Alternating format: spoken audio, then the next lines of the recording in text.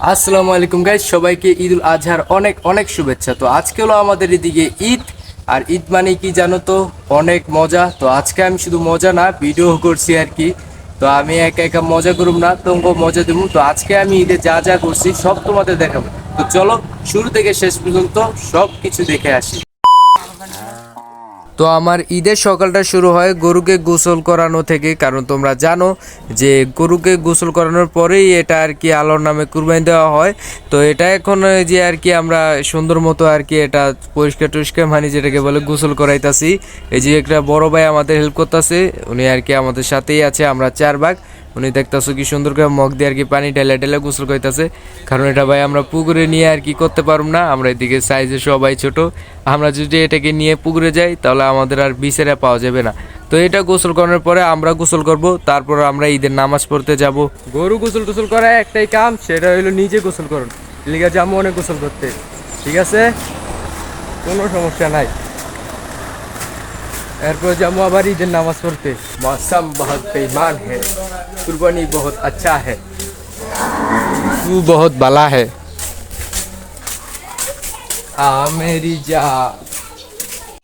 আমরা গোসল করতেই যাচ্ছিলাম, আর আমরা আমাদের গরুকে গোসল করার পরেই আমরা গোসল করতে যাইতাছি। তোমরা তো ভালো করেই জানো, তাই না? তো এটা হলো কুরবানির ঈদ, আর এই সময় রাস্তাঘাটে গরুগুলো আর কি বেঁধে রাখা হয়, কারণ এটা এখানেই আর কি কুরবানি দেওয়া হবে। তো তোমাদের আর কি এই গরুগুলার দামগুলো আমি একটু বলে দিই, ঠিক আছে? যেহেতু এটার দামগুলো একটু বলা ঠিক না, এরপর আমি বলতাছি। এটা হলো 1,10,000। আর এখন এই যে কালা গরুটা দেখতেছো, এটা মনে হয় 1,40,000। ওহে বৎস, তোমার কি হয়েছে? কোনো ধরে দাঁড়া কথা নাই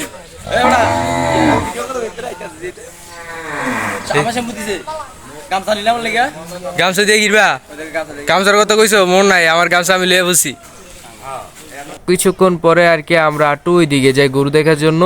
এটা হলো 1,45,000, ঠিক আছে? আর আমাদের গরুটার দাম মনে হয় আমি বলিনি। তো তোমরা যে দেখলা যে একটা বড় ভাই গরুটাকে গোসল করিতেছে, সাথে আমি আসছিলাম। এই গরুটার দাম হলো 80,000 টাকা, 80,500। ওকে, তো অনেক হয়েছে গরু দেখা টাকা। তো এখন আমরা অ্যাপসি গোসল করতে, আমাদের তাড়াতাড়ি গোসল করে ঈদের নামাজ পড়তে যাওয়া লাগবো, কারণ ঈদের নামাজ বইতে আর বেশিক্ষণ সময় নেই। আর এই যে গোসল করতে আইয়াও জ্বালা, এই যে গরু টরু এখন চুবাই চুবাই এটা আর কি গোসল করিতেছে। আমারও ইচ্ছা আসলে রুমা গরু চুবাই চুবাই এমনি গোসল করে, কিন্তু আমি গরুর সাইজেতে আমি অনেক ছোট। আমি যদি গরু এভাবে পুকুরে নিয়ে চুবাই চুবাই গোসল করতে চাই, তাহলে আমি গরুর পায়ের তলে পইরা আমি উপরে চলে যাবো, তারপর আমার আর বিচেরা পাওয়া যাব না। অনেক কাহিনী টাহিনি করার পর অবশেষে আমার এই গোসল শেষ হয়েছে, আর আমার তাড়াতাড়ি রেডি ঈদের নামাজ পড়তে যাইতে হইব, কারণ ঈদের নামাজের আর বেশিক্ষণ সময় নেই। ওকে, গোসল টুসল করার পর সবাই যা করে আমরা তাই করুম। আমরা এখন ঈদের নামাজের লেগে রেডি হমু, ঠিক আছে? দেখা হইতাছে রেডি হওয়ার পরে। ওকে, তো আমরা ঈদের নামাজের লেগে রেডি হয়ে গেছি, শার্ট প্যান্ট পিন্দা। এখন শুধু জামু, নামাজ পড়ুম। ওকে, আল্লাহর রহমতে আমি ঠিক সময় মসজিদে চলে আসি, যার কারণে আমি এখন ঈদের নামাজটা পড়তে পারবো। তো এখানে আর কি আমাদের ইমাম সাহেব, যেহেতু আজকে ঈদ, তো ঈদ নিয়ে কিছু আলোচনা করতেছে। ঈদ কেন, ঈদ কি, এবং ঈদের গুরুত্ব, এইসব করতে করতেই আর কি এখন আবার এই যে আমাদের নামাজ শেষ হয়ে গেছে, আর দেখতেছো সবাই বের হয়ে পড়তেছে। এরপরে কিছুক্ষণ আর কি 10-5 মিনিট পর আর কি ইমাম সাহেব আসবে একটা বড় ছুরি নিয়ে, তারপর আর কি আল্লাহর নামে পশু আর কি জবাই করা হবে। অবশেষে গাইস আমাদের গরু কুরবানি দেওয়ার আসল মুহূর্তটা চলে এসেছে। তো তোমরা দেখতেছো চারিদিকের মানুষ গরুটা জবাই করার জন্য হেল্প করতেছে। তো গরু এখন জবাই হয়ে যাবে। তো এখন তুমি সাদা গেঞ্জি, সাদা আর টুপি পরা যে লোকটাকে দেখতেছো, এটাই হলো আমাদের মসজিদের ইমাম সাহেব, এবং উনি প্রতি বছর আমাদের গরু জবাই করার গুরুত্বটা পালন করে। আর ওনার আর কি ছুরিটা অনেক বড় হয়, যেটা দিয়ে গরু জবাই করে।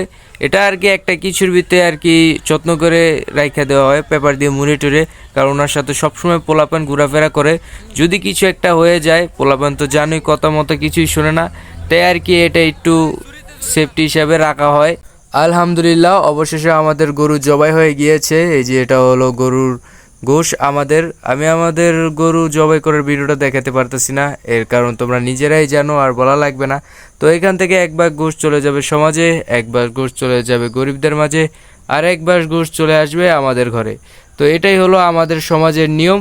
আর এখন তুমি তুই যেই বড় ভাইটাকে দেখতাছো গরু আর কি কাজ টাজ করতেছে কোষ নিয়ে, আমিও কিছুক্ষণ পরে আর কি হাতে হাত লাগামু। আমি মনে করছিলাম আমাদের কুরবানির গরু আর কি গোষ্ঠ সেগুলো রেডি করতে বেশিক্ষণ লাগবে না, কিন্তু এখন দেখতাছি অনেক সময় লাগবে। আমি ভাবছিলাম সব কিছু তাড়াতাড়ি শেষ করে ঘুরতে যাবো, তারপর ভিডিও করু, দেখি না এখন আর এটা সম্ভব না।